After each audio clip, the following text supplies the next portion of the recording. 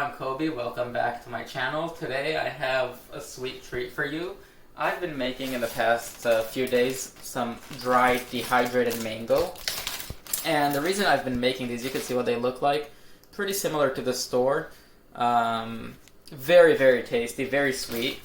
And the reason I'm making it is because the Walmart right next to my house had these beautiful, ripe, delicious mangoes for 10 cents a piece.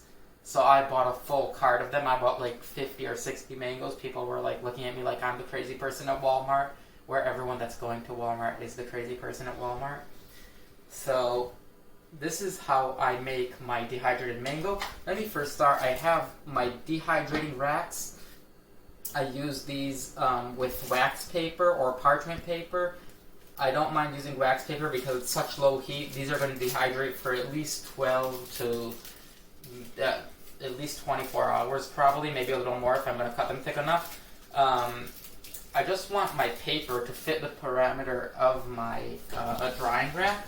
So this is a little trick that you could learn from like the 5-minute craft videos, I guess, of how to cut a circle.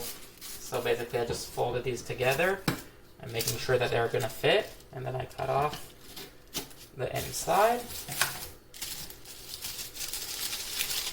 Now, the reason I'm leaving this hole on the inside and these little holes on the side is because I want these actually to have airflow going between them so the mangoes dry out.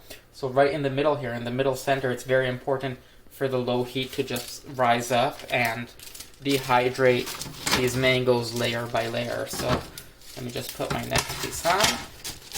Put that right in there, and that's it. I'm ready to start peeling my mangoes. No need for scissors no more.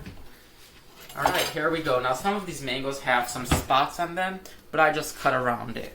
So I have here a paper, a plastic bag that's just going to be easy for me to get rid of all my peels and pits and everything else. And now I want you to notice the way a mango is shaped. Not everyone knows how to cut mangoes for some reason. And everyone should know because mangoes are the most common fruit in the world. So the pit in the mango is standing up this direction. And now this does get messy, but that's all the fun things in life are messy, aren't they? So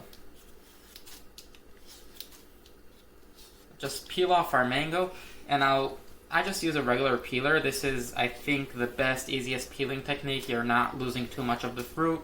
You're getting a nice even peel. I've seen sushi restaurants use this technique, so I just copied it. Alright, now I still remember the shape of my mango. I'm going to pick it up and lay it on its fatter side, but I want the two longer sides to be standing up, and I'm going to lay it on the more narrow side, and now it's time to slice my mango. So I'm going to try to get a couple of slices out of each one of these sides, because the bigger the slices, I think, the better. I want bigger, juicier slices, so I'm cutting them about 1/4 of an inch thick, you could see. And I could usually get like 2 or 3 slices, or 3 or 4 slices out of every side of a mango. Now let me try to go down, and you see right now I'm hitting the pit, so I'm just going to slice that out. And I'll go to the other side. And once again, I'm trying to get as much surface area as possible, the biggest slices that I can get. So this is just what I'm slicing them. And now, there's no way to do this clean. One of your hands is going to have to be dirty, probably both of them. Just do it, go through your mangoes, and then wash your hands when you're done. You could also wash your hands before, but that's very optional. No, I'm joking. That's not optional. Now, once I have my mango slices, I just put them down on my dehydrator sheet right here. And I'm laying them flat. I want to make sure they're not too thick. I don't want them to be thicker than the lip here. I don't want them to touch underneath, but I'm just doing as thick as possible. Now I lay the mango flat on its side. And I just try to get a nice little hefty piece off the side. Sometimes you could get 2. I'm running into the pit, so it's just going to be a strip. Let's see what I could get off this side. This side I see that I have a little more juice in here and a little more meat. So I'm just going to slide my knife down across the pit. And look at that nice piece. And there's another piece, and then sometimes I could get extra pieces off the bottom here, but I'm really going for the big pieces, and this is just the extras I could snack on, or I could dehydrate them, depending on how I'm feeling, as long as they're nice and juicy. If not, the rest of this mango I just eat straight off the pit, so not much goes to waste.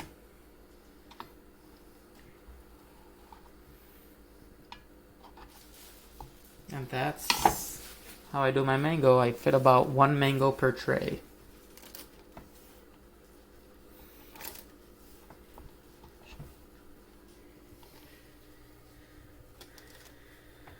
Maybe even a little more than 1 mango.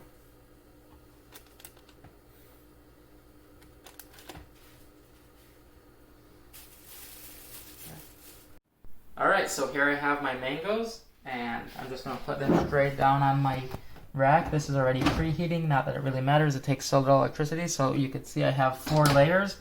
I managed to squeeze in 6 mangoes in this batch, so I'm pretty satisfied with that. And you can see this is all my mangoes, and now I'm going to leave them here for the next probably 3 hours till I come back. I'll rotate a few of the shelves, because the beginning is the most important time when we're just starting. It's super important that we're getting even heat on all of them, so I like to rotate them at the beginning.